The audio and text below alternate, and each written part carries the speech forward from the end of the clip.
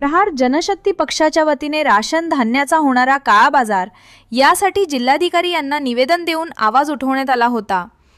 यामध्ये गुलबर्गा येथील ration mafia मैनू शेख उर्फ खालू यांच्या अधिपत्याखाली सोलापूर शहर व जिल्ह्यातील गरिबांच्या तोंडातले धान्य काढून घेऊन त्या धान्याला Chincholi MIDC Wasim rice mill येथे पॉलिश करून ब्लॅक मार्केटमध्ये त्याची विक्री करून गबरगंड झालेले राशन माफिया यांची दादागिरी तसेच FDO सोलापूर शहर त्यांचे झोन अधिकारी यमपुरे यांनी जेल रोड पोलीस स्टेशनमध्ये जप्त केलेली आयशर आणि पिकअप ही खोटा अहवाल देऊन सोडण्यास भाग पाडले।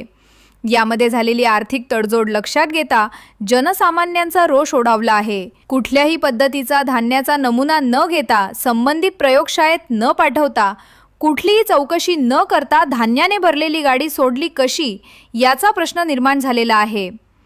प्रहार जनशक्ती पक्षाच्या वतीने 4 दिवसात या गोष्टीची शहानिशा करून झोन अधिकारी अन्नधान्य यमपुरे यांच्यावर कारवाई झालीच पाहिजे।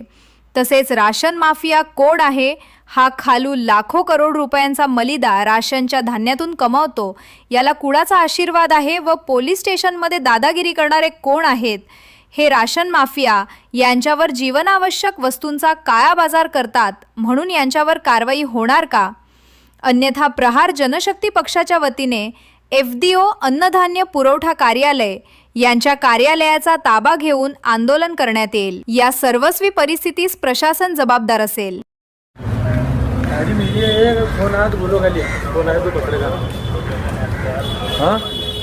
लगाने बघतो तो न्यूज भी सर गाड़ी मेरी है, बोलो कौन नहीं तो हाँ मेरी है गाड़ी।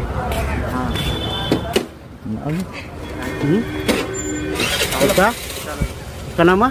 नहीं के हाँ बीजापुर का क्या कर्नाटक का माल माल तो अपने अपना कर्नाटक कर माल तो